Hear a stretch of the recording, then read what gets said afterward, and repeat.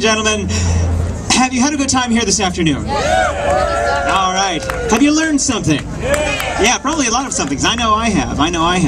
Well, I'm very pleased to bring up our final speaker for the afternoon. She's the woman responsible for putting this entire thing together, and I can tell you that is a Herculean feat. Dealing with the city of New York City, Parks Department, all of that is just a lot of work, a lot of soul-destroying work, in fact, goes into putting this together. She's really put an incredible effort into it, and this is her 8th year doing it. I don't know why. She's a glutton for punishment of some kind, but I am so grateful, and I know you're all so grateful that she has the initiative and the drive to put this together year after year. What a great place to come together, be with fellow animal-loving people. It's fantastic.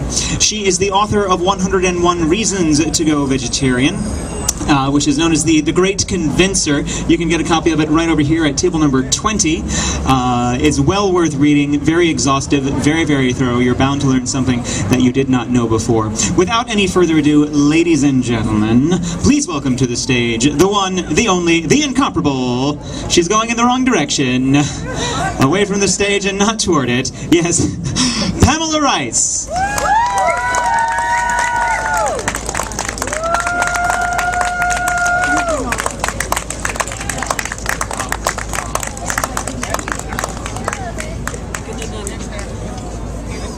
All right.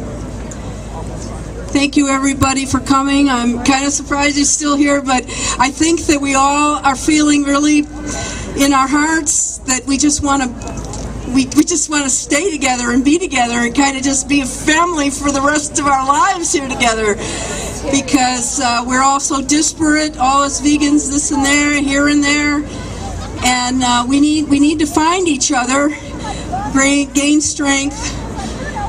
Because we've got powerful people who oppose us, or rather, we oppose them, and they're very powerful people, and they're going about their business, and we have to stop them. Ultimately, I hope folks are familiar with the 101 Reasons. This is what I started doing back no less 25 years ago,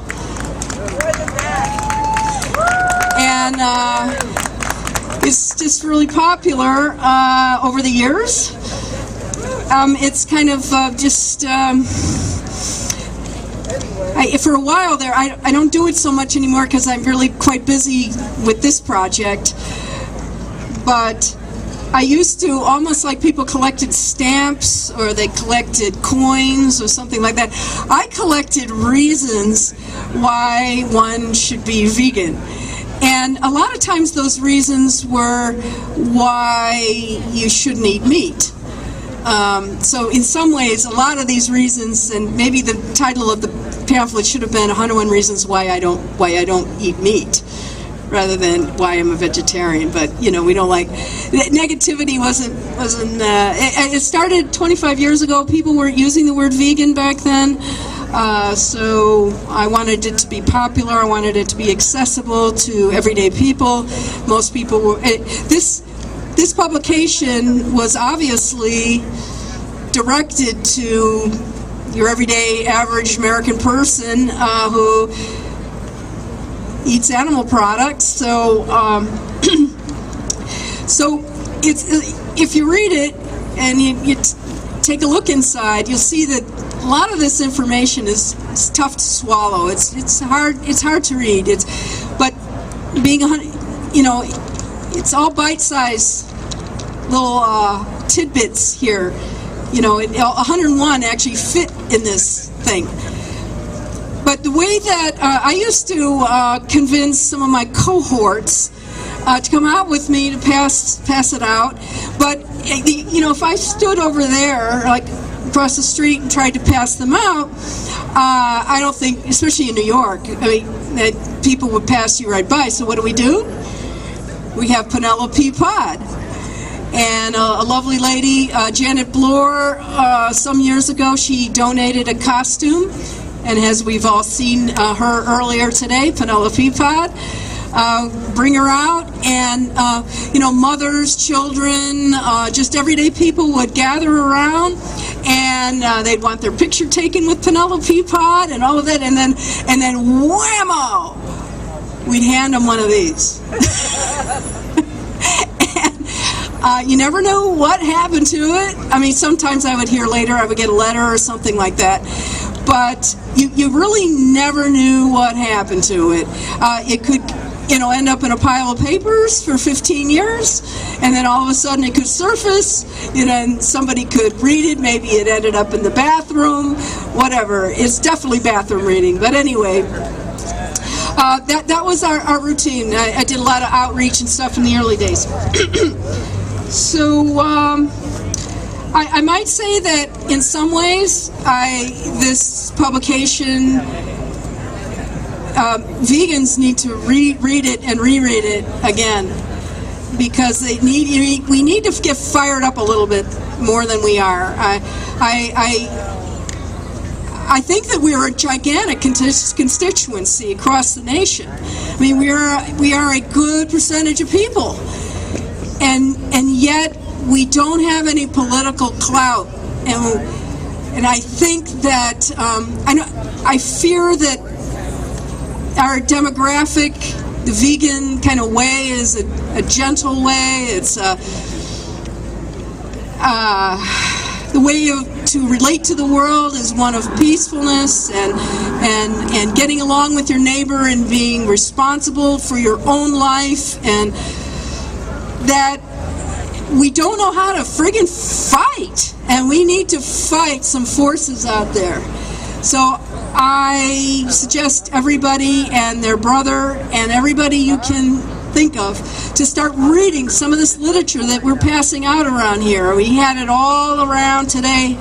This is a goodie, a lot of goodies out there. A lot of people have been trying to educate, but in some ways I'm trying to educate the vegans to light a friggin' fire under your butts, because we really need to be more of a constituency. So, and I think that we need to energize a little more. We need to be a little less mellow. I think we're pretty mellow, and we really got to be a little bit mean. We got to go after these people who are. We have to try and understand things and get a little more political. Okay. Now, I have a big birthday coming up. If you want to come to my birthday party, you come and talk to me. I have an invitation for you. That's coming up on April 19, up at City Swiggers, up on 86th Street. Okay. It's my 30th birthday. No, it isn't. Okay, next thing. Now, I also want to talk about, people have maybe seen on the program guide something about an ephemera project.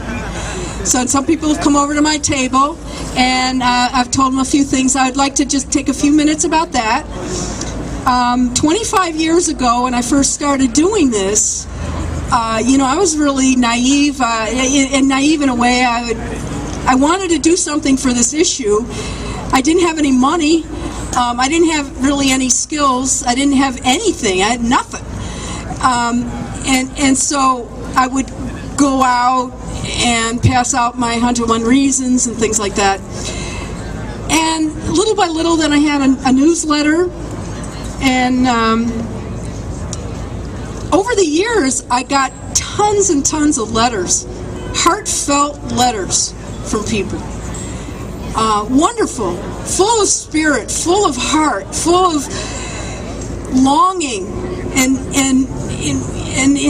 they're very upset about what's going on in agriculture and the cruelty against animals and what we're doing to our environment, and how horrible animal foods are to our human health. And they would just pour their hearts out and their guts out, and they would write me these handwritten letters, and I saved them.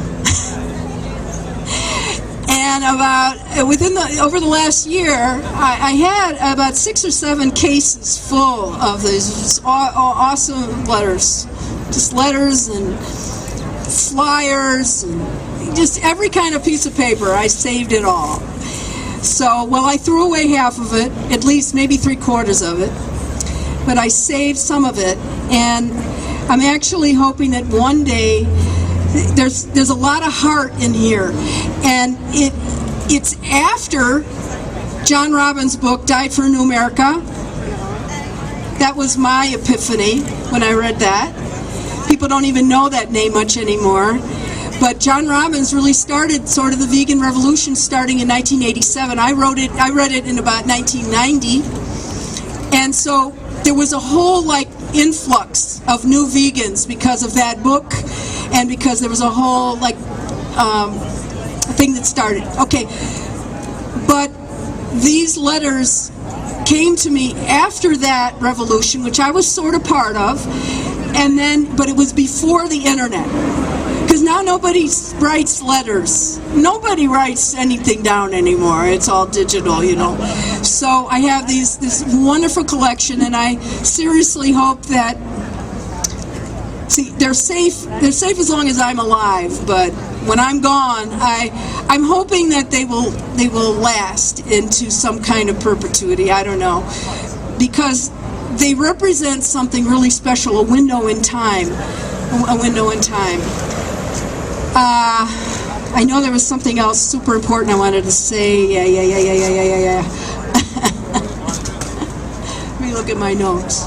We have to wrap it up, right? Pretty much. Let me see. We have to. I'm going to be passing the torch soon, because I've done this 25 years and I got to move on. Thank you. Thank you very much. I dedicated my life to this. We need more people doing that. Karen Davis, God bless, just 24/7, 365, working for animals. I don't think that's the way it should be. We should spread it out a little more. And many more people should do something. And we just have to do a little bit more.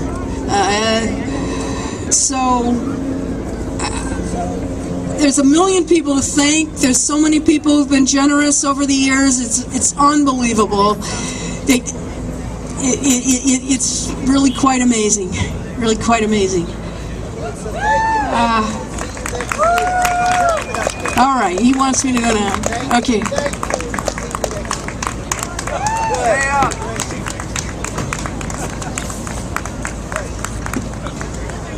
How about a big round of applause, ladies and gentlemen, for Pamela Rice, the tireless, the indefatigable, the indomitable Pamela Rice.